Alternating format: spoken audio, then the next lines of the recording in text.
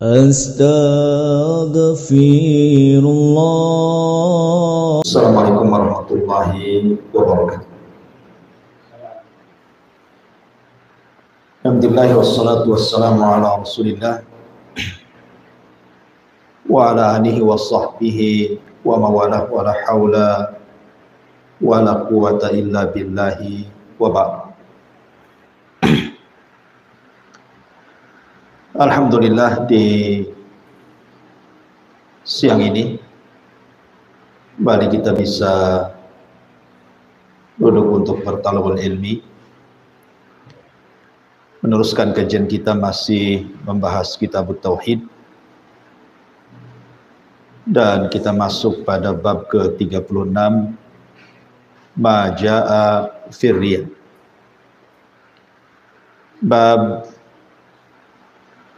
yang menjelaskan tentang dalil-dalil baik dari Al-Quran atau Sunnah Nabi SAW yang berkenaan dengan bahaya riya. Ma'asyiral muslimat yang dimuliakan Allah Subhanahu wa Ta'ala, bab ini sangat penting untuk kita pelajari, karena bab riya ini adalah bicara tentang penyakit hati yang paling bahaya. Terkena siapapun, mau orang awam, mau orang alim, mau orang biasa, berharta, ataupun orang-orang saleh, semua pasti terkena penyakit ini. Makanya saya nasihatkan, jangan pernah bosan untuk mengulang-ulang kajian tentang bahaya riya ini. Karena ada orang yang mengatakan, ini sudah sering dibahas Ustaz, hampir semua Ustaz membahasnya, pembahasan yang lain sajalah. Jangan pernah mengatakan seperti itu, karena bahaya riya ini luar biasa. Bukan hanya terkena ibu-ibu, saya pun yang bicara bisa terkena. Bahkan sekelas para sahabat Nabi SAW, seperti nanti yang kita akan bacakan di sini, hadis dari Abi Sa'id Al-Khudri radhiyallahu an, atau riwayat marfu dari Abu Sa'id Al-Khudri radhiyallahu an, sampai-sampai para sahabat Nabi SAW diingatkan oleh Nabi SAW bahwa fitnah Dajjal tidak lebih bahaya dibandingkan fitnah riya. Padahal fitnah Dajjal itu fitnah yang sangat menakutkan para sahabat, karena Rasul menakut-nakuti mereka. Tapi rupanya riya jauh lebih menakutkan dibandingkan fitnah Dajjal. Makanya para ulama sampai mengarang kitab tentang masalah riya ini berjilid-jilid karena bahayanya. Ma'asyiral muslimat yang dimuliakan Allah Subhanahu wa Ta'ala, riya ini ada 3 macam. Pertama, disebut riya itu sendiri secara umum. Kemudian di sana ada sum'ah. Kemudian di sana ada syuhrah. Ada riya, ada sum'ah, ada syuhrah. Tiga-tiganya disebut riya. Adapun riya itu sendiri,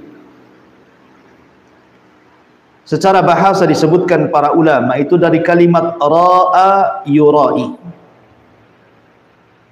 Artinya menampakkan sesuatu untuk dilihat manusia.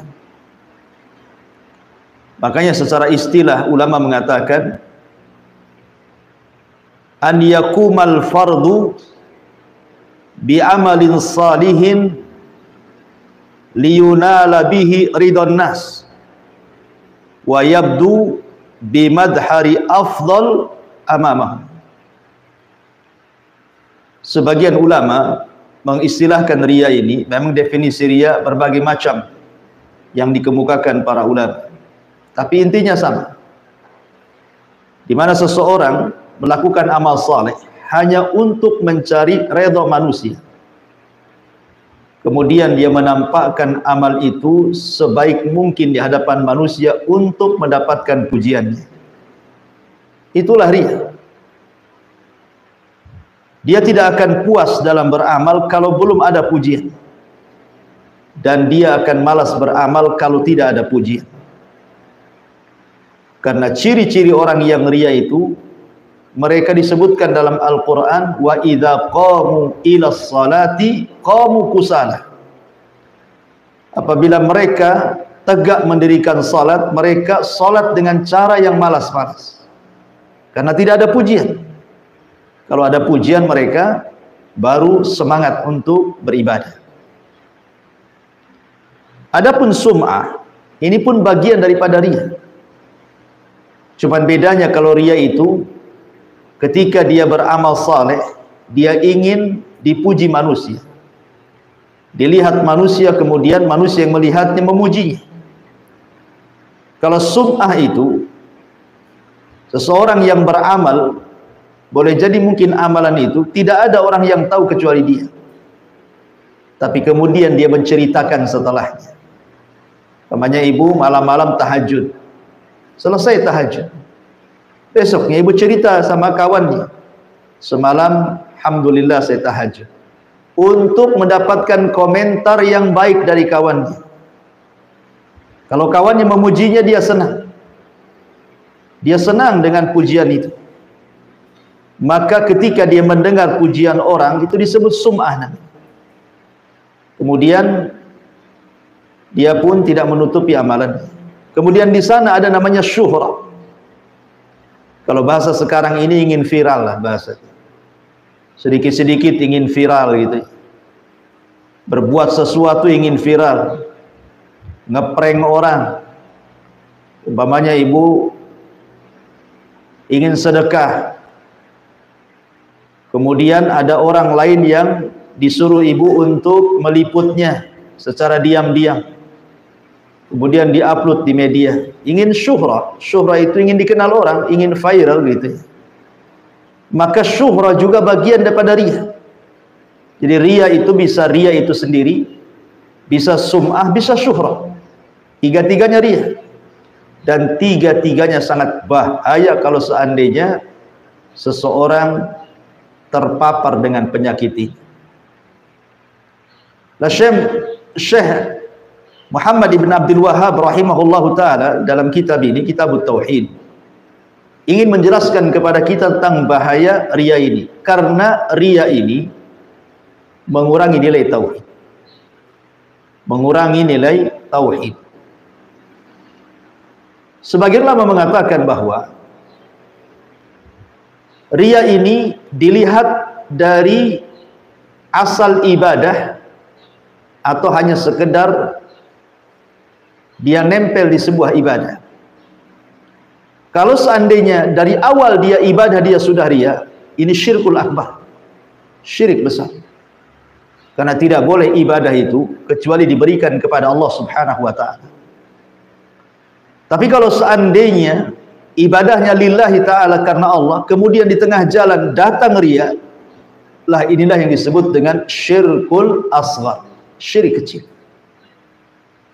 Maka lihat apakah riya dari asal ibadah, awal ibadah, di mana semua ibadah yang ia lakukan untuk mendapatkan pujian, atau datang di tengah-tengah ibadah yang tadinya lillah akhirnya menjadi li ghairillah. Kalau semua ibadah dari awal ibadah dia berikan kepada selain Allah, maka ini syirkul akbar. Tapi kalau ibadahnya memang lillah, kemudian di tengah jalan ada riya, perasaan ingin dipuji orang, ingin didengar orang, supaya orang tahu dia sehingga dia syuhrah, viral dan begitu seterusnya, maka ini disebut syirkul asghar. Ini yang dikehendaki mu'allif rahimahullah ta'ala. Lah riya sendiri kenapa sampai bahaya, demikian bahaya, sampai-sampai Nabi SAW kemudian mengatakan lebih bahaya dibandingkan fitnah Dajjal. Dajjal itu sudah bahaya, karena Dajjal ini walaupun keluarnya hanya 40 hari tetapi bisa memfitnah ribuan jiwa, tidak ada yang tahu jumlahnya kecuali Allah. Terfitnah. Tetapi kata Nabi SAW, riya lebih aku takutkan kepada kalian. Kenapa? Ya. Karena Dajjal itu fitnahnya nyata, fitnahnya tampak. Nabi SAW menyebutkan sifat-sifatnya. Dia buta sebelah, di dahinya ada tulisan kafir, kemudian jalannya bengkok, kemudian rupanya jelek, banyak kekurangan. Tapi riya ini sifatnya rahasia, karena riya itu amalan hati. Orang tidak tahu, yang tahu hanya dia saja yang sedang riya. Dan yang kedua, bukan hanya sifatnya rahasia, lebih daripada itu sifatnya halus. Tahu-tahu riya saja, tahu-tahu riya saja. Dia sangka itu tidak riya pada harinya, halus ya. Seperti orang umpamanya sering sedekah, kemudian ditegur, apa enggak, kamu enggak takut riya ya? Akhirnya kemudian dia meninggalkan sedekah karena takut riya. Orang yang meninggalkan sedekah karena takut riya, justru dia sedang riya. Orang bolak-balik ke masjid sholat 5 waktu. Mungkin bapak suka ke masjid 5 waktu, kemudian ada yang nyeletuk ke masjid, tumben nih ke masjid terus nih, kayak Pak Ustadz, padahal dia bukan Ustadz. Akhirnya dia berpikir, aduh nggak enak juga ini 5 waktu ke masjid, orang-orang nganggap saya Ustadz. Akhirnya dikurangi sholatnya, yang biasanya 5 waktu jadilah 2 waktu, karena takut dipanggil Pak Ustadz. Maka ketika dia tidak sholat dan mengurangi sholatnya, sama juga dia sedang riya. Karena riya itu bukan hanya beramal karena manusia, meninggalkan amal karena manusia pun riya, karena intinya dia beramal tidak karena Allah. Makanya demikian bahayanya riya itu, karena bukan hanya rahasia tapi halus datangnya. Sampai-sampai Nabi SAW mengistilahkan seperti semut hitam berjalan di batu yang sangat licin dan hitam di kegelapan malam. Halus sekali datangnya. Maka kenapa bab ini sangat penting sekali dipelajari? Karena bab ini sangat bahaya sekali bagi akidah dan juga tauhid seorang muslim. Karena bagaimanapun kita juga harus paham apa-apa yang bisa mengotori tauhid, Bu ya. Belajar tauhid penting, memupuk tauhid penting, tetapi kita juga harus paham bahwa ada penyakit-penyakit tauhid yang bisa mengurangi tauhid. Seperti umpamanya, saya contohkan, ibu nanam pohon, tidak cukup disiramkan, Bu.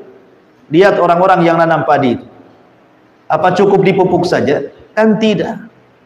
Harus ada juga penyemprot hamanya kan, Bu, supaya padi itu bukan hanya dia sehat dengan cara dipupuk, tapi dengan disemprot hamanya juga, padi itu menjadi lebih sehat lagi. Tauhid itu bukan hanya sekedar dipupuk saja, tapi juga kita berusaha untuk menghindari penyakit-penyakit tauhid yang bisa menjadikan kurangnya nilai tauhid kita di hadapan Allah Subhanahu wa ta'ala. Ma'asyiral muslimat yang dimuliakan Allah Subhanahu wa ta'ala. Allah Subhanahu wa ta'ala berfirman di sini, mu'alif rahimahullahu ta'ala mencantumkan surah Al-Kahfi ayat 110. Qul innama ana basyarun mithlukum yuha ilayya annama ilahukum ilahu wahid faman kana yarju liqa'a rabbih falyamal amalan salihan wala yusyrik bi'ibadati rabbih ahada. Katakan ya Muhammad, sesungguhnya aku hanyalah seorang manusia seperti kalian, akan tetapi aku diberi wahyu oleh Allah Subhanahu wa ta'ala. Di sini Allah Subhanahu wa ta'ala katakan kepada Nabi SAW, ya Muhammad, katakan innama ana basyarun, saya ini manusia. Sebenarnya para sahabat tahu bahwa Nabi itu manusia. Mereka sudah tahu. Nabi pun sudah tahu dia manusia. Sahabat pun tahu dia manusia. Kita pun tahu bahwa Nabi itu manusia, bukan malaikat, bukan jin. Kenapa Allah Subhanahu wa taala menekankan agar dia mengatakan saya manusia, padahal manusia tahu dia manusia? Supaya seseorang jangan berlebihan meletakkan posisi Rasul di luar daripada apa yang telah didudukkan Allah Subhanahu wa taala. Supaya jangan hulu.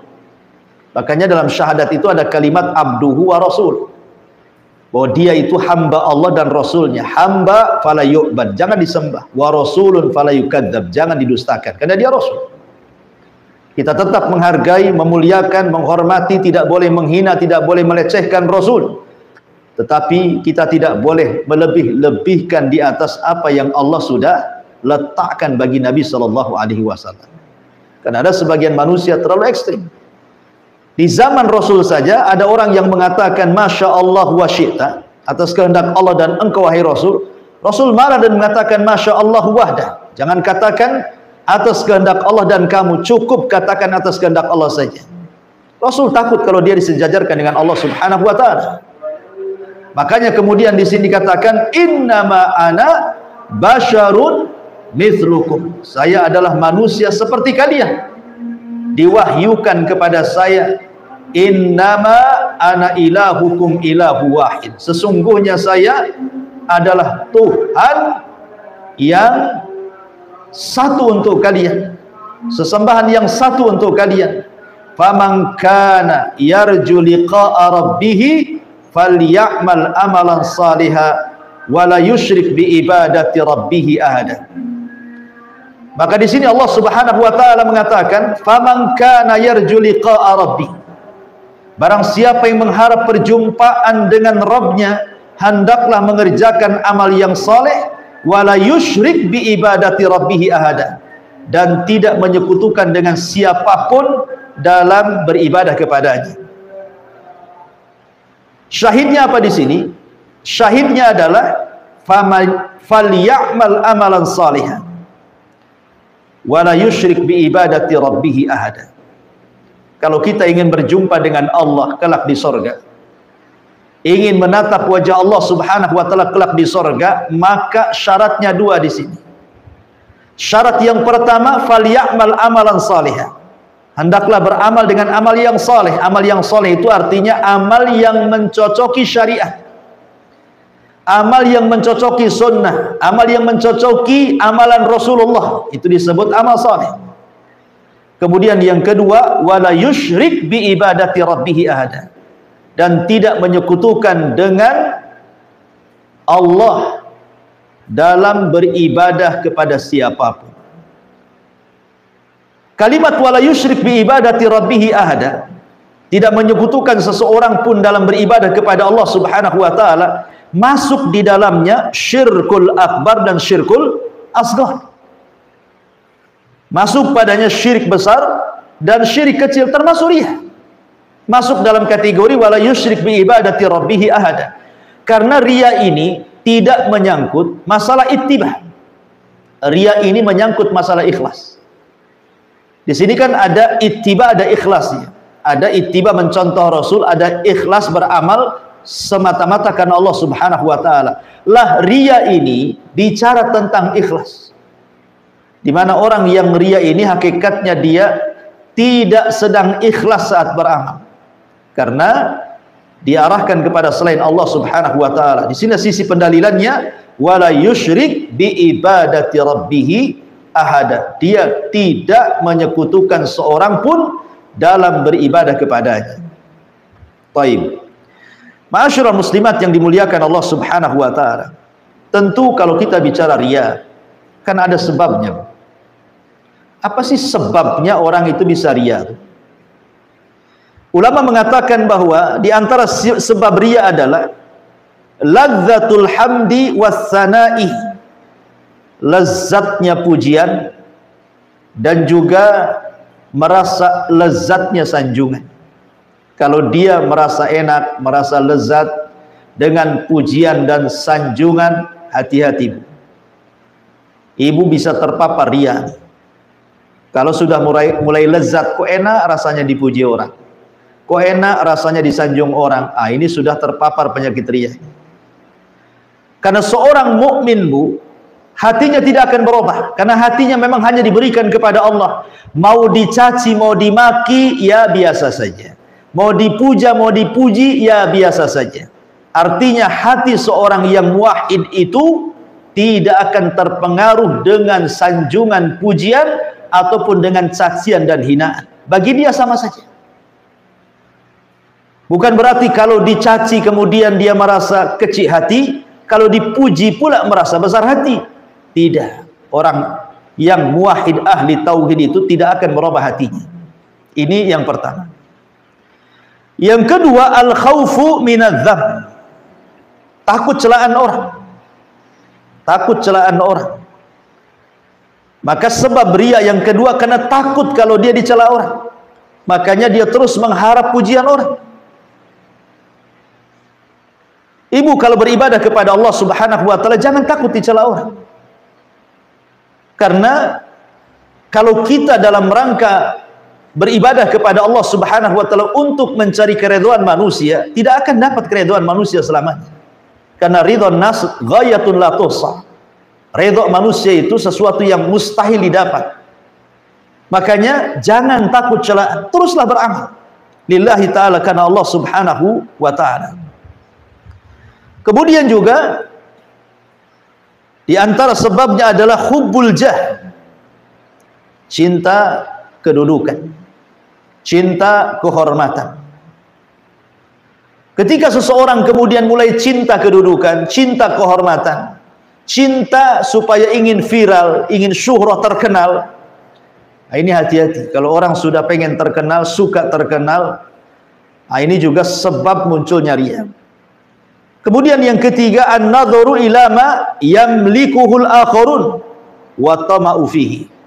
Dia melihat hal-hal yang dimiliki orang lain, kemudian dia merasa tamak, merasa hasad ingin memilikinya. Ini juga salah satu sebab datangnya riya. Tamak dan juga hasad. Ma'asyiral muslimat yang dimuliakan Allah Azza wa Jalla, oleh karena itulah maka untuk menghindari sebab-sebab riya ini, beramallah karena Allah Subhanahu wa taala. Jangan sekutukan Allah dengan manusia. Ingin mendapatkan pujian dari manusia, karena nanti pada hari kiamat kita disuruh untuk datang kepada orang-orang yang ketika di dunia memuji kita. Karena Allah katakan, cari pahala dari mereka, maka kita tidak akan dapat. Ma'asyiral muslimat yang dimuliakan Allah Subhanahu wa taala. Sebagian para ulama mengatakan bahwa riya itu bisa terjadi kepada badan, bisa terjadi kepada penampilan, bisa terjadi kepada ucapan, bisa terjadi kepada amalan, dan bisa terjadi kepada orang yang diikuti atau hal-hal yang lainnya. Contoh umpamanya terjadi pada badan kita, seperti umpamanya seseorang menampakkan kehusyuan dalam beribadah, Bu. Jadi badan dia itu seolah-olah kurus kering gitu kan, supaya orang mengira dia ahli saum. Kemudian dia menampakkan bekas sujudnya supaya seolah-olah dia ahli sujud gitu. Kemudian dia menampakkan pakaiannya seolah-olah pakaiannya itu ahli zuhud, dan begitu seterusnya. Ya, jadi dari badannya menampakkan sifat-sifat badannya seorang dia yang berijtihad, padahal dia lillahi ta'ala. Seperti hadis ketika Nabi SAW mengatakan, awal man tusyu'ira bihin nar, orang yang pertama disentuh api neraka, didatangkan kepada mereka orang yang mati syahid, didatangkan kepada Allah Subhanahu wa taala orang yang mati syahid, didatangkan kepada Allah orang yang ahli sedekah, didatangkan kepada Allah orang yang ahli Quran. Kemudian ditampakkan amalannya, bagaimana badan dia sedang membaca Quran, bagaimana badan dia sedang berjihad, bagaimana badan dia sedang bersedekah. Kemudian Allah katakan, betul itu kalian? Ya, itu saya semua ya Rabb. Maka Allah mengatakan, kadzabtum, dusta kalian. engkau mujahid, engkau berperang supaya orang mengatakan kau ini pahlawan.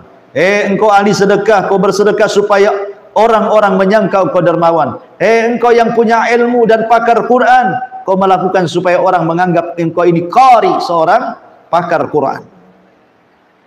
Kemudian yang kedua, dalam penampilan. Saya katakan tadi, ya kurang lebih badan dengan penampilan. Jadi penampilannya kusut, ya kan?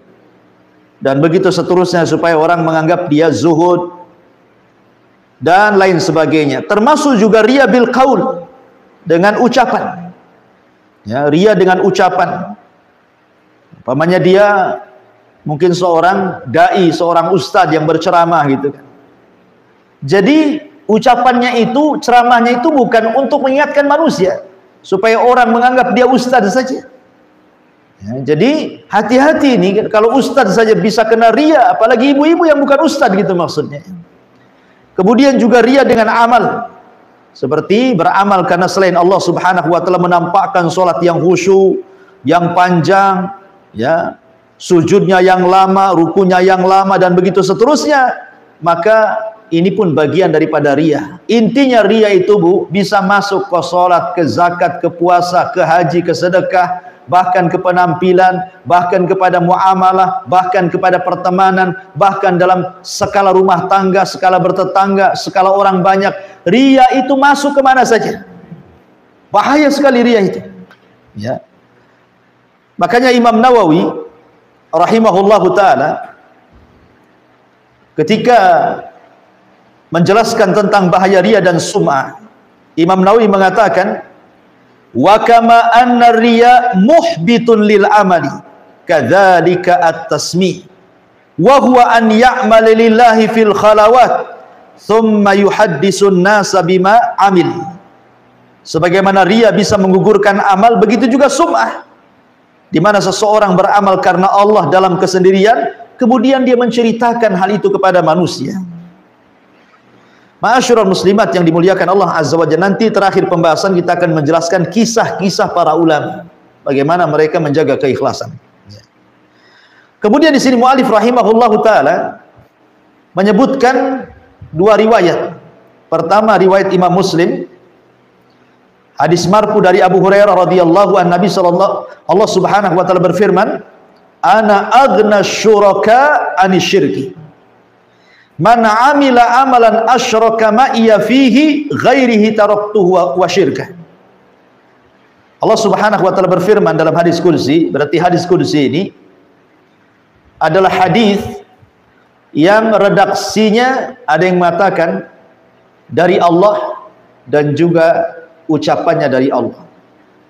Ada yang mengatakan redaksinya dari Nabi tetapi ucapannya dari Allah Subhanahu wa taala. Tetapi tentu dibedakan hadis qudsi dengan Al-Quran. Yang menjadi kekhususan Al-Quran tidak ada dalam hadis qudsi. Seperti kalau baca Quran sebagian ulama harus berwudu, hadis qudsi tidak. Seperti dalam sholat kita membaca Al-Quran tapi tidak boleh membaca hadis qudsi. Ya, dan begitu seterusnya. Kalau Quran kan diibadahi bacaannya, tetapi hadis qudsi tidak. Kecuali kalau dia mempelajarinya dapat pahala. Tapi kalau dibaca saja, tidak seperti Quran, satu huruf dapat 10 pahala. Lah Allah Subhanahu wa taala berfirman dalam hadis qudsi, ana aghna, aku tidaklah butuh asyuraka, dengan sekutu-sekutu yang lain. Kalimat aghna dalam bahasa Arab itu disebut ismu tafdil. Isim tafdil.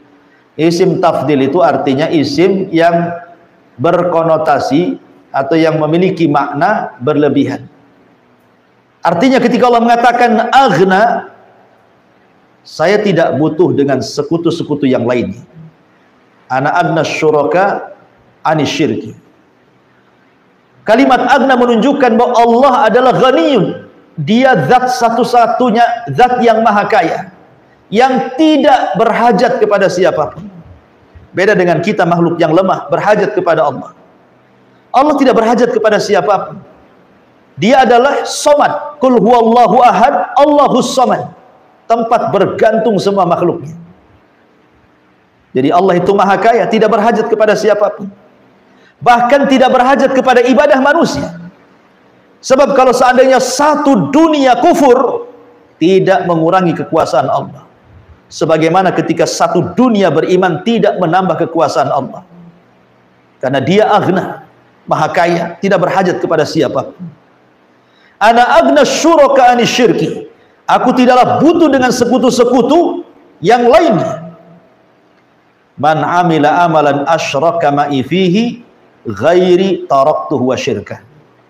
Barang siapa yang berbuat sesuatu yang tercampur dengan perbuatan menyekutukanku dengan selainku, maka aku akan meninggalkannya, maksudnya amalannya, wasyirkahu, dan kesyirikannya. Amalannya ditinggalkan, juga kesyirikannya ditinggalkan. Artinya dia termasuk orang yang rugi. Persis seperti firman Allah Subhanahu wa taala, la in asyrakta la yahbatanna amaluka wa la takunanna minal khasirin. Kalau engkau melakukan kesyirikan, hancur lebur amalanmu dan engkau termasuk orang yang rugi. Kenapa rugi? Karena Allah mengatakan dalam hadis qudsi, taraktuhu wa syirkahu. Kutinggalkan amalannya dan kutinggalkan juga kesyirikannya. Rugi dia.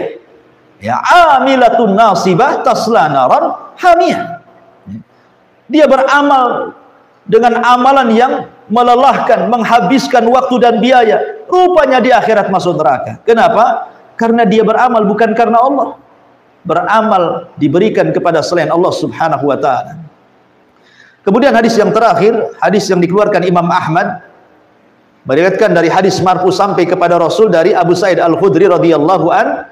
Rasul mengatakan, ala ukhbirukum bima huwa akhwafu alaikum indi minal masihid dajjal. Qalu bala ya Rasulullah.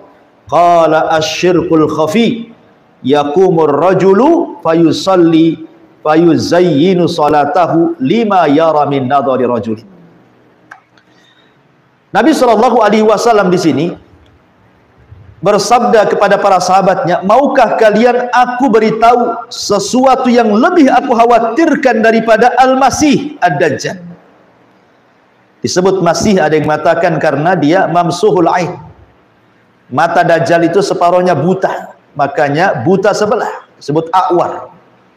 Ada yang mengatakan Al-Masih itu li sur'ati, karena apa, sur'ah, karena cepat dia melangkah mengelilingi dunia dengan sangat cepat. Ya, karena li sur'atihi, karena cepatnya dalam hitungan 40 hari dia bisa mengelilingi dunia, kutubnya dan daerah normalnya dalam 4 hari, 40 hari. Menunjukkan bahwa Dajjal diberikan kemampuan oleh Allah Subhanahu wa ta'ala untuk memfitnah manusia. Kata Nabi SAW, maukah kalian aku beritahu sesuatu yang lebih aku khawatirkan daripada Al-Masih Dajjal? Kenapa Rasul mengatakan seperti itu? Bukankah Al-Masih Dajjal ada sesuatu yang ditakutkan manusia sampai kita juga setiap sholat itu kan berlindung, Bu. Allahumma inni a'udzubika min adzabil qabri wa min adzabi jahannam wa min fitnati al-mahya wal mamat wa min fitnati syarri Masih Dajjal. Setiap sholat kita berlindung dari Dajjal ini, karena bahayanya besar. Tapi rupanya Nabi SAW mengatakan bukan fitnah Dajjal yang dikhawatirkan Nabi SAW. Sehingga para sahabat menjawab, tentu wahai Rasul, fitnah apa itu yang lebih menakutkan dibandingkan Dajjal? Maka Rasul mengatakan syirkul khafi, syirik yang sifatnya rahasia. Ya. Dari sini kata para ulama, ada yang membagi syirik itu menjadi 3. Yang pertama syirkul akbar, ya. Yang kedua syirkul asghar, yang merupakan riya. Yang ketiga syirkul khafi. Ada ulama membagi syirik itu kepada 3. Ada syirik besar, ada syirik kecil maksudnya riya, ada syirkul khafi. Syirkul khafi ini bisa masuk pada syirkul akbar, bisa masuk pada syirkul asghar.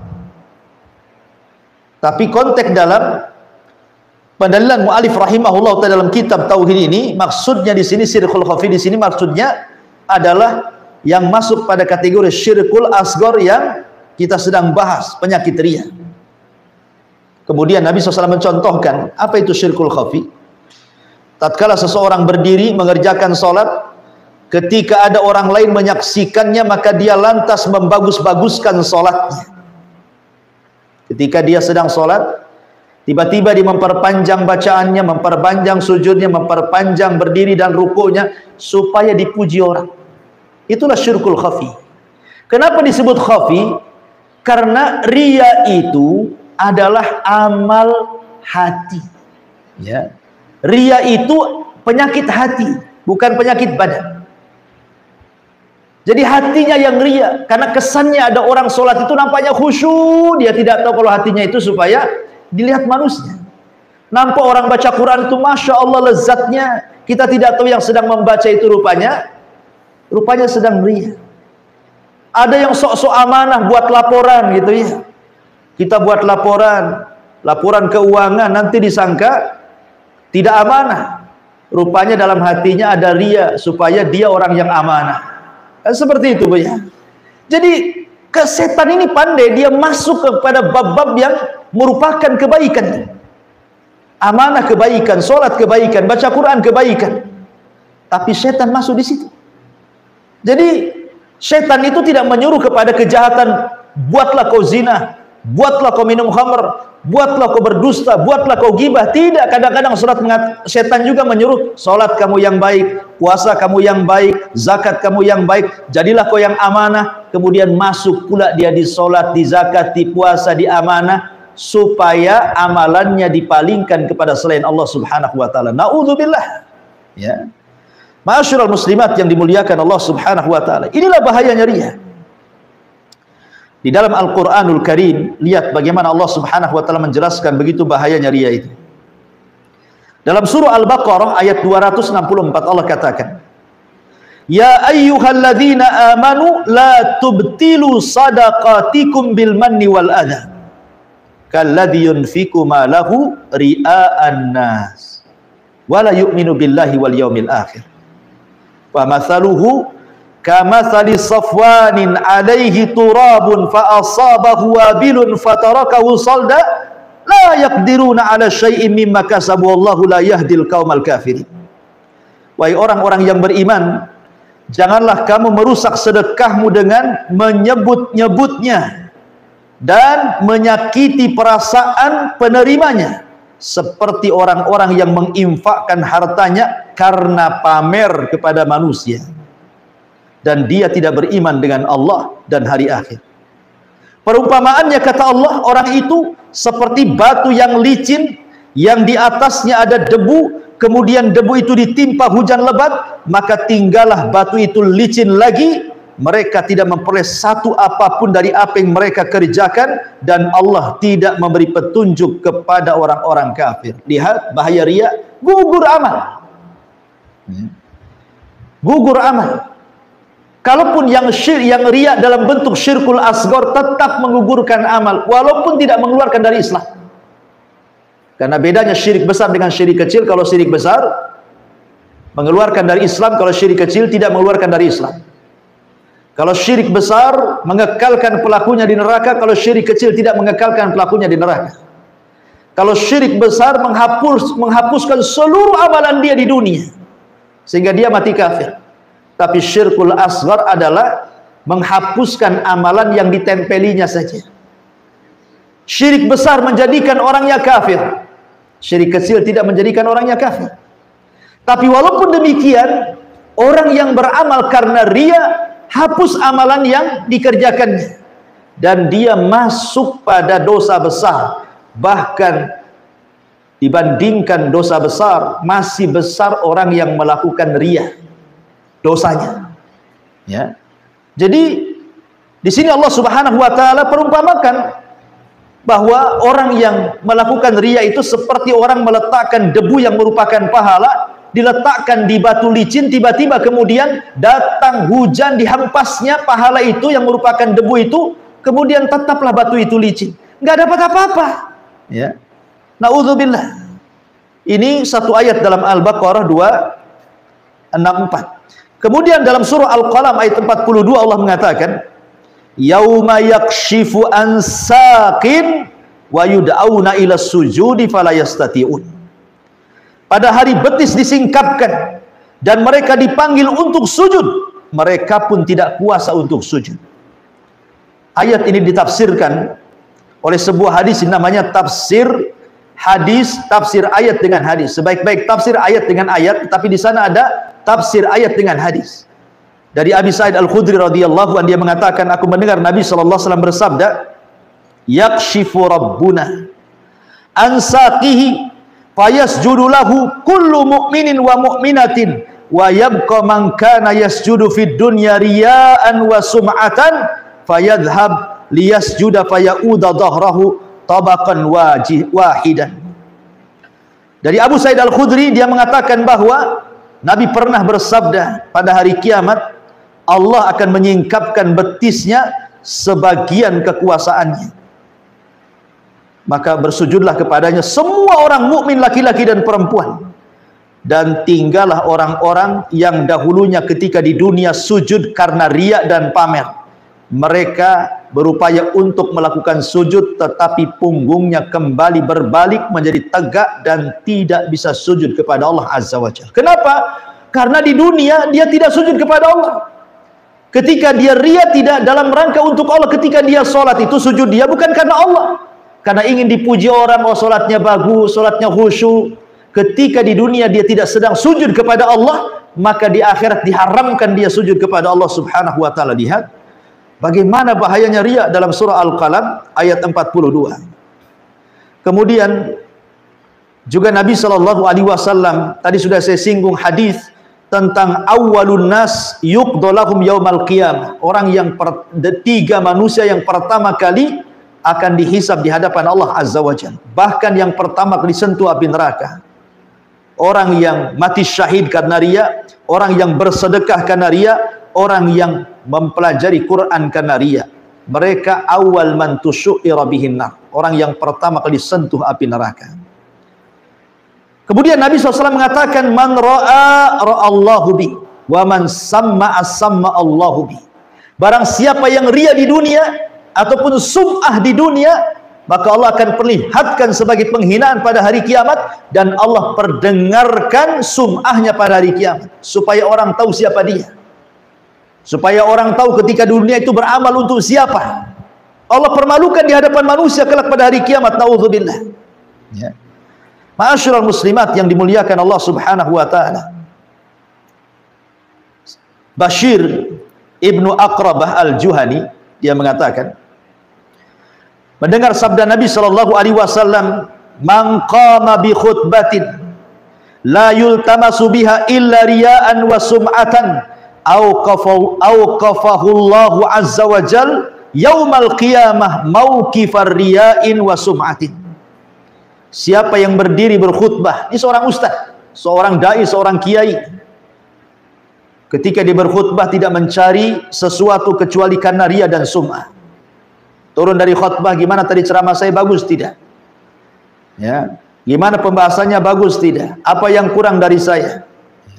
Maka Allah nanti pada hari kiamat akan diberdirikan orang ini dalam kondisi ditampakkan riya dan sum'ahnya di hadapan para pengikutnya, dipermalukan oleh Allah Subhanahu wa Ta'ala. Naudzubillah. Ya. Ma'asyiral muslimat yang dimuliakan Allah Subhanahu wa Ta'ala. Lalu apa sih alamat-alamat orang ini bahwa dia itu terkena riya?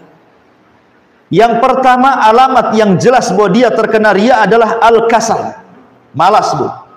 Orang yang riya itu pemalas. Adamul iqbal alal amal, dia tidak mau menerima dan melaksanakan secara langsung amalan yang diperintahkan kepadanya. Bal wal imtina anil amali fi sirri, bahkan dia tidak mau mengamalkan sesuatu dari amalan dalam kondisi tidak ada yang melihat. Jadi sudah malas, tidak menerima perintah. Kalaupun dia beramal harus di depan orang, kalau tidak ada orang dia pun tidak beramal. Kalau ada ciri-ciri ini pada ibu, hati-hati Bu, ibu terpapar riya. Kalau ibu tahajud kemudian malas, ya, tiba-tiba kemudian duha karena di rumah kawannya, ibu semangat duha, ya, karena ada di rumah kawannya, supaya kawannya, oh nampak si ibu ini alim nih, tukang sholat duha gitu. Tapi kalau malam malas dia bangun, hati-hati itu riya, ya. Kemudian alan naqid al-qiyam binasyatin zaid bisyaklin alani. Kalau tadi malas beribadah, kecuali karena dilihat manusia. Sebaliknya ada orang yang semangat ibadah. Semangat ibadah tetapi karena ingin dilihat orang. Ya, yang satu malas, yang satu semangat gitu ya. Itu dua-duanya ria. Dua-duanya ria. Dan itu sifatnya murai, orang-orang yang ria. Karena orang yang ria itu pasti terikat dengan pujian. Kalau ada pujian semangat, kalau tidak ada pujian tidak bersemangat. Itulah orang yang ria. Ma'asyiral muslimat yang dimuliakan Allah, bagaimana cara obatnya supaya kita tidak ria? Pertama nih Bu, perbanyak belajar, kemudian kuatkan akidah dan tauhid Ibu. Karena hanya belajar dan menguatkan tauhid inilah yang bisa menangkal dari penyakit ria. Semakin kuat ilmunya, pengetahuannya, insya Allah kita bisa menangkal ria. Yang kedua, berusaha untuk ikhlas. Ya, ikhlaskan dalam setiap amal, letakkan ikhlas dalam hati. Pujian dengan cacian sama saja. Coba belajar seperti itu, insya Allah terlepas daripada ria. Yang ketiga, hindari pujian orang. Kalau orang sudah memulai memuji Ibu, tinggalkan orang itu. Jangan didengar. Ya. Nanti ada kisahnya. Ya. Kemudian yang keempat, cobalah obati ria dengan cara berusaha berdoa kepada Allah Subhanahu wa taala agar Allah menjauhkan Ibu dari ria, dan juga kenali azamatullah, keagungan Allah Subhanahu wa taala, bahwa kita diciptakan oleh Allah dan harus beribadah kepada Allah. Allah yang ngasih rizki, Allah yang ngasih nikmat. Jangan kemudian kita beribadah kepada selain Allah. Dan teruslah Ibu mempelajari tentang bahaya ria, akibat-akibatnya, kemudian juga apa hukumannya di dunia dan di akhirat, supaya makin takut dan tidak melakukan ria. Dan hukum ria sendiri dalam Islam bisa masuk pada syirkul asghar, bisa masuk pada syirkul akbar, tergantung riaknya dari awal ataukah dari tengah. Wallahu a'lam. Taib Ibu yang dimuliakan Allah Subhanahu wa taala, kita masuk pada kisah-kisah yang menarik yang kita akan bisa petik pelajaran dari kisah-kisah para ulama. Bagaimana mereka menghindarkan diri dari ria dan berusaha untuk ikhlas. Pertama, dahulu ada seseorang yang bernama Abdurrahman ibnu Abi Layla. Abdurrahman ibn Abi Layla. Abdurrahman ibn Abi Layla ini yusalli fi baitihi. Dia salat sunnah di rumahnya. Fa idza sya'ara bi ahadin qata'a salatan nafilati wa nama ala firashihi. Subhanallah. Jadi kalau Abdurrahman ibn Abi Layla ini sedang sholat Bu, kemudian terasa nih akan ada orang yang datang, dan takut kalau seandainya ibadahnya diketahui, langsung dia batalkan sholat sunnahnya, kemudian pura-pura tidur Bu. Ka'annahu naim, seolah-olah dia tidur. Kemudian orang-orang pun tidak tahu kalau dia orang yang rajin melaksanakan sunnah malam. Ya. Kenapa dilakukan seperti itu? Supaya jangan sampai kemudian membuka pintu ria gitu. Oh, kalau ibu kan enggak Bu ya. Ketika ibu sholat makin datang orang, makin dikencangkan sholatnya Bu ya. Nah, yang pertama. Yang kedua, disebutkan bahwa seorang laki-laki yuqalu lahu Hamzah ibn Dihqan. Ada orang namanya Hamzah ibn Dihqan rahimahullahu ta'ala. Dia datang kepada seorang ulama besar, ulama zuhud namanya Bishr al-Hafi al-Abid al-Zahid. Kemudian dia mengatakan, uhibbu an akhluwa ma'aka yauman. Kata Hamzah ibn Dihqan ini, wahai Imam Bishr al-Hafi, boleh enggak saya bersamamu walaupun satu malam? Bishr al-Hafi itu ma'ruf, orangnya memang zuhud, dipuji Imam Ahmad akhlaknya luar biasa. Jadi kata Bishr al-Hafi, ya tidak masalah kalau engkau ingin satu malam menginap di rumahku, tidak apa-apa. Karena Hamzah ibn Dihqan ini ingin, karena kan Bishr al-Hafi kan dikenal dengan zuhudnya, ibadahnya, dia ingin tahu gitu kehidupannya. Jadi dia mintalah, saya ingin nginep di rumahmu 1 malam, boleh enggak? Kata Bishr al-Hafi, ya boleh saja, silahkan gitu. Akhirnya ditentukan waktunya. Kemudian ketika dia pun bergegas ingin datang ke rumah Bishr al-Hafi, rupanya dia tidak janjian dengan Bishr al-Hafi. Dia langsung datang gitu saja. Rupanya dia melihat Bishr al-Hafi sedang sholat. Diintip sama dia, Bu. Kemudian dia didengarkan apa yang dibaca dalam sujudnya Bishr al-Hafi ini. Rupanya Bishr al-Hafi mengatakan dalam sujudnya, Allahumma innaka ta'lam fauqa arshika anna adama syuhrati ahabbu ilayya min syarafi. Ya Allah, sesungguhnya engkau tahu di atas arasmu sana bahwa aku tidak suka dikenal orang, aku tidak suka terkenal viral, ya. Kemudian dia mengatakan, Allahumma innaka ta'lam fawqa arsyika annal faqra ahabbu ilayya minal ghani. Ya Allah, engkau tahu bahwa kefakiran lebih aku cintai dibandingkan kekayaan. Allahumma innaka ta'lam fawqa arsyika anni la awtara ala hubbik, la awthara ala hubbika syai'an. Ya Allah, kau tahu tentang diriku bahwa aku tidak suka ada orang yang kemudian memuji kepadaku berlebih-lebihan. Jadi Bishr al-Hafi ini berdoa kepada Allah Subhanahu wa taala karena dia akan berjumpa dengan orang. Dia khawatir penyakit-penyakit riya itu datang kepadanya. Rupanya doa-doanya didengar oleh siapa? Hamzah ibn Dihqan ini di balik rumahnya. Kemudian tiba-tiba Hamzah ibn Dihqan ini menangis. Melihat keikhlasan Bishr al-Hafi yang luar biasa gitu ya. Tidak mau dia dilihat orang ibadahnya, dia tidak suka dengan syuhrah viral, tidak suka. Subhanallah.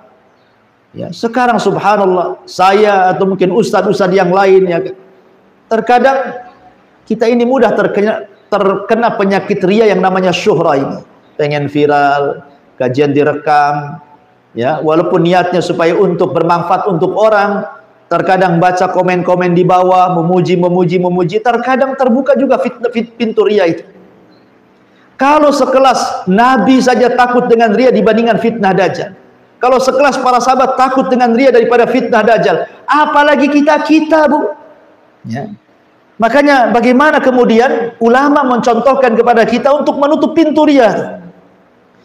Kemudian juga diriwayatkan dari A'mash rahimahullahu taala, seorang alimin ulama dunia. A'mash itu dia mengatakan, kuntu inda Ibrahim an-Nakhai, aku sedang berada di sisi Ibrahim an-Nakhai, wa huwa yaqra'u fil mushaf, sementara Ibrahim an-Nakhai ini sedang membaca mushaf Al-Qur'an.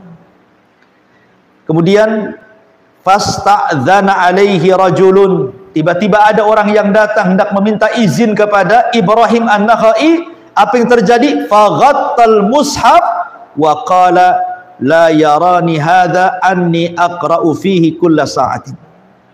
Tiba-tiba ketika ada orang ini langsung ditutup mushafnya. Langsung ditutup mushafnya supaya dia tidak tahu dia sedang baca Quran. Subhanallah.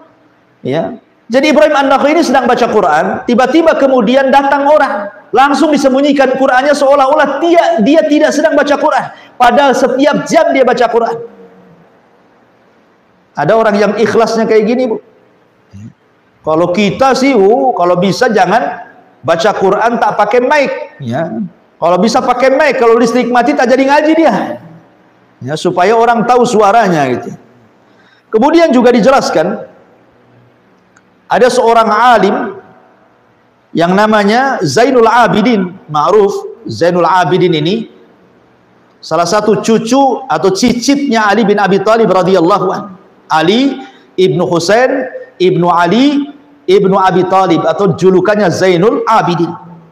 Setiap malam, Bu, dia panggul tuh gandum itu 70 fuqara wal masakin, kebutuhannya ditanggung dia setiap malam. Jadi kalau umpamanya dia tahu nih, saya taruh gandum 1 karung di rumah ini, diperkirakan ini habis 1 minggu, nanti minggu depan datang lagi, naruh lagi gandum di situ, minggu depan naruh lagi di situ. Bukan 1 rumah, hampir 70 rumah orang-orang fuqara Madinah kemudian setiap bulannya dia sedekahkan. Dengan cara itu, malam-malam dia bangun, dipanggulnya beras itu, kemudian carinya orang fakir miskin diletakkan depan rumahnya. Manusia pun tidak tahu siapa yang meletakkan beras itu di situ. Ketahuannya setelah Zainul Abidin meninggal, tidak ada lagi beras yang diletakkan depan rumah. Dan punggungnya kapalan karena setiap malam dia membopong gandum. Subhanallah. Rajulun tasaddaqa biyaminih la ta'lam minhu shimal. Seorang laki-laki yang bersedekah dengan tangannya, tidak tahu tangan kirinya. Itulah ikhlas, karena takut riya. Ya. Abu Ayyub As-Sikhtiyani ma'ruf seorang pembesar a'immah at-tabi'in, pemimpin para tabi'in. Abu Ayyub As-Sikhtiyani, dan termasuk ahli ibadah, ya.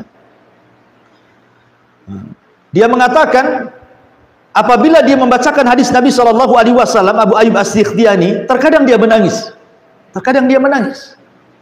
Apabila Nabi SAW menceritakan tentang neraka, azab, padang mahsyar dan begitu seterusnya, maka dia takut kemudian menangis. Apabila dia menangis, dia kemudian menutup dengan serbannya, kemudian pura-pura pilek dan mengatakan, ma asyaddu zukam, alamat parahnya pilek aku ini, katanya. Amat parahnya pilek aku ini, di depan murid-muridnya, supaya dia tidak diketahui sedang menangis. Begitu menjaga keikhlasannya para ulama dulu. Ma'asyiral muslimat yang dimuliakan Allah Subhanahu wa taala. Kemudian juga Abdullah ibn Ahmad ibn Hanbal, putra Imam Ahmad. Kana abi, dia menceritakan bapaknya Imam Ahmad. Kana abi, adalah bapakku, kata Abdullah ibn Ahmad. Idza kharaja fi yaumil jum'ah la yada ahadan yatba'u wa rubbama waqafa hatta yansarifa alladhi yatba'u. Imam Ahmad ini kalau berangkat Jumatan, dia akan mencari jalan yang tidak diketahui manusia. Kalau nampak ada orang lewat, maka dia pura-pura bersembunyi supaya tidak diikuti orang, supaya jangan sampai terkena penyakit was-was dan riya. Begitu para ulama sunnah, ya. Bahkan dikatakan seorang Muhammad ibn A'yun, dia adalah kerabat ataupun sahabat daripada Imam Ibnul Mubarak rahimahullah ta'ala, Muhammad ibn A'yun, dan dia adalah kawan daripada Abdullah ibn Mubarak. Jadi suatu ketika, kata Muhammad ibn A'yun ini menceritakan tentang Abdullah ibn Mubarak nih, kami di malam itu berada di peperangan ketika melawan Romawi. Fadhahaba Abdullah ibn Mubarak liyadha'a ra'sahu, maka Abdullah ibn Mubarak pun kemudian pergi ke pembaringannya untuk meletakkan kepalanya di atasnya untuk tidur, pura-pura tidur, ya. Ketika merasa seluruh pasukan itu sudah tidur, Abdullah ibn Mubarak bangun, dan Muhammad ibn A'yun, dia sebenarnya tidak tidur, dia ingin memperhatikan Abdullah ibn Mubarak, jadi dia pura-pura tidur saja, ya. Tiba-tiba kemudian Abdullah ibn Mubarak bangun gitu saja ketika manusia sedang tidur, kemudian sholat. Jadi tidak ada yang tahu sholatnya Abdullah ibn Mubarak setiap malam seperti itu, kecuali siapa? Kecuali Muhammad ibn A'yun. Dia tahu bahwa Abdullah ibn Mubarak itu sholat ketika pasukan tidur. Makanya Muhammad ibn A'yun ketika mengetahui seperti itu, dia lantas kemudian mendatangi Abdullah ibn Mubarak dan mengatakan, sungguh mulianya dirimu, di saat manusia sedang tidur, engkau bangun tengah malam sujud kepada Allah Azza wa Jalla. Ketika Abdullah ibn Mubarak ketahuan sholat malamnya, maka dia pun marah kepada Muhammad ibn A'yun dan tidak mau bicara lagi selamanya, ya. Jadi dia nggak mau bicara lagi sama Muhammad ibn, karena ketahuan ibadahnya, takut riya, takut diceritakan kepada orang kemudian membuka pintu riya. Begitu para ulama. Kemudian juga diriwayatkan daripada Ibnu Jauzi dari Hasan, dia mengatakan, aku bersama Ibnu Mubarak, kemudian fa'ataina ala siqayatin wan nas yashrabuna minha fadana minha liyashraba wa lam ya'rifuhun nas. Jadi kata Ibnu Jauzi dari Hasan, dia mengatakan, aku bersama Ibnu Mubarak, kemudian kami datang ke tempat minumnya air, maka manusia pun minum air, maka Abdullah ibn Mubarak pun ingin minum air, dia tutup wajahnya supaya manusia tidak tahu bahwa dia Ibnu Mubarak. Subhanallah, sampai seperti itu kalau ulama sudah dikenalkan itu. sampai menutup muka. Kalau tidak ditutup maka orang akan tahu Ibnu Barak dan memujinya, dan itu akan membuka pintu riya. Fudail ibn Iyad dan juga Sufyan Ats-Tsauri pernah duduk berdua, berbincang-bincang tukar pikiran soal agama.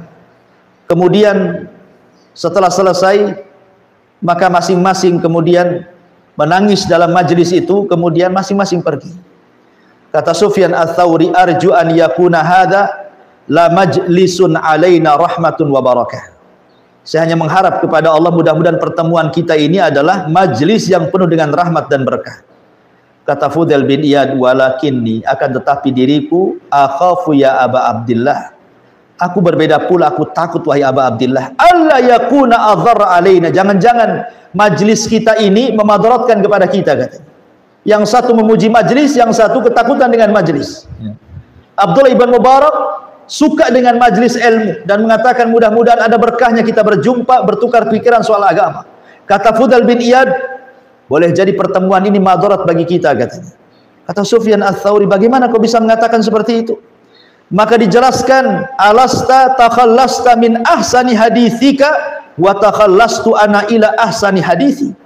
Bukankah hidupmu berusaha engkau melepaskan dari pujian ucapanmu supaya tidak dipuji orang, sebagaimana juga aku. Ketika aku berkomentar, aku tidak mau dipuji orang. Ya. Akhirnya kemudian kata Sufyan Ats-Tsauri, sadaqta, betul. Akhirnya keduanya juga menangis. Subhanallah, sampai kepada ucapan agama saja gitu kan. Fudail ibn Iyad mengajarkan kepada kita takut kalau seandainya masing-masing terfitnah tuh. Kemudian juga diceritakan dari Muhammad ibn Aslam.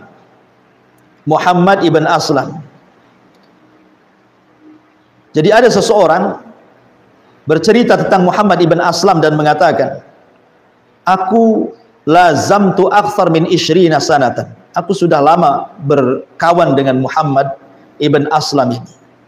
Lam arahu yusalli. Aku tidak pernah melihat dia salat. Maksudnya rak'ataini minat tatawwu fi makanin yarahun nas illa yaumal jum'ah. Kata dia, demi Allah aku tidak pernah melihat Muhammad ibn Aslam ini selama aku berkawan 20 tahun dia salat di tempat keramaian manusia, salat sunnah 2 rakaat, kecuali hari Jumat. Padahal dia orang yang banyak salat. Jadi ulama-ulama dulu tuh berusaha menyembunyikan salat, menyembunyikan amalan gitu ya. Ya, supaya apa? Supaya menjaga keikhlasan. Supaya menjaga keikhlasan dan menutup pintu riya. Nah, itulah ulama dulu. Ya. Ma'asyiral muslimat yang dimuliakan Allah Azza wa Jalla, inilah diantara kisah-kisah para ulama tentang menjaga keikhlasan, menutup riya. Karena sekali lagi riya ini penyakit yang bahaya, menimpa siapa saja, laki-laki, perempuan, anak-anak, orang dewasa, orang kaya, orang miskin, pejabat, rakyat, ulama, orang soleh, orang biasa, orang toleh, semua kena dengan penyakit riya ini. Dan riya ini bahaya karena menggugurkan amal. Oleh karena itulah maka berlindunglah kepada Allah seperti doa yang diajarkan oleh Rasulullah, Allahumma inni a'udzubika an nusyrika bika wa nahnu na'lam wa na'udzubika bima la na'lam. Ya Allah, kami berlindung kepadamu dari kesyirikan yang kita ketahui dan juga dari kesyirikan yang tidak kita ketahui. Wallahu a'lam bishawab. Ini yang bisa sampaikan Bu, karena juga sudah mendekati asar, tidak ada tanya jawab. Insyaallah kita lanjutkan di lain kesempatan. Subhanakallahumma bihamdika asyhadu an la ilaha illa anta astaghfiruka wa atubu ilaik. Allahu ta'ala alam. Assalamualaikum warahmatullahi wabarakatuh.